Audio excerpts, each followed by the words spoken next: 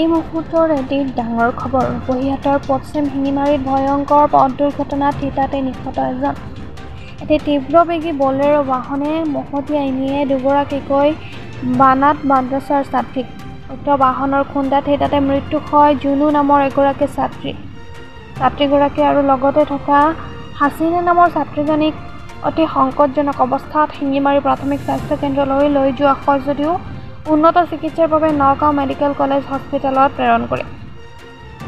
দুৰ্ঘটনা কৰা বলেৰো বাহনখনৰ নম্বৰ AS01SC 8788। ঘটনাস্থলীত উপহিয়াত আৰক্ষী উপস্থিত হৈ তদন্ত অব্যাহত ৰাখিছে।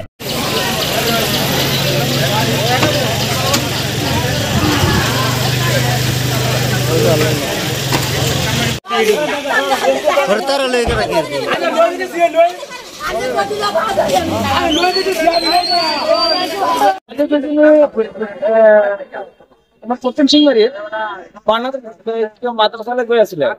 মাদ্ৰাছাত গৈ থকাত এই গাড়ীখন মানে পিছফালৰ পৰা আহি নিয়ন্ত্ৰণ হাৰাই মানে ছোৱালীজনীক খুন্দিয়াই দিলে।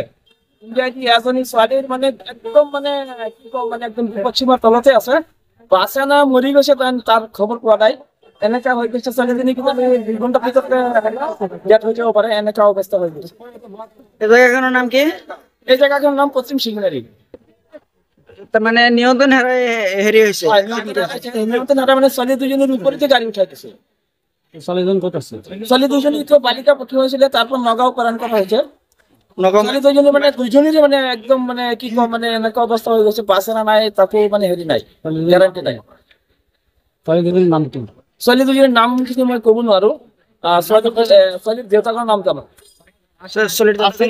ছোৱালীৰ দেউতাকৰ নাম হৈছে আব্দুল কৰিম আৰু এজনৰ নাম হৈছে নুৰ মোহাম্মদ নুৰ ইছলাম। মানুহে উৰুফে কি কয় মহন্ত বুলি কয়। মহন্ত বুলি মাতে আৰু ছোৱালী এজনীৰ নাম হাছিনা আৰু এজনীৰ নাম কি আছিলে? জুনু। দুজনী ছোৱালী মানে জুনু এজনী মানে গুৰুত্বপূৰ্ণ অৱস্থা। ডেথ হৈ গ'ল। ডেথ মানে শুনা পাইছো ডেথ হৈ গৈছে। মই নিজে চকুৰে দেখা নাই।